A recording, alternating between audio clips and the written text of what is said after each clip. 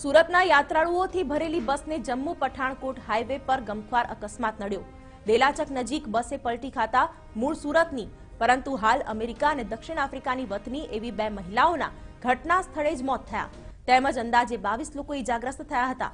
મળતી માહિતી મુજબ JK021854 નંબરની યાત્રાઓથી ભરેલી બસ કટરાથી અમૃતસર જઈ રહી હતી। તે દરમિયાન સવારે 10 વાગ્યાના સુમારે ઝડપ વધારે હોવાના કારણે બસ પલટી ગઈ। બસમાં કુલ 40 યાત્રાળુઓ સવાર હતા, જેમાંથી 24 યાત્રાળુઓ સુરતના વતની હોવાનું સામે આવ્યું છે। અંદાજિત 22 લોકો ઈજાગ્રસ્ત થયા છે, જે પૈકી 3ની હાલત ગંભીર છે।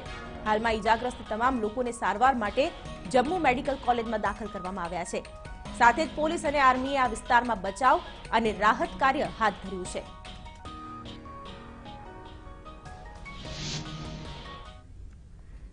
ત્યારે રાજકોટ ભાવનગર હાઈવે ફરીવાર રક્તરંજિત થયો।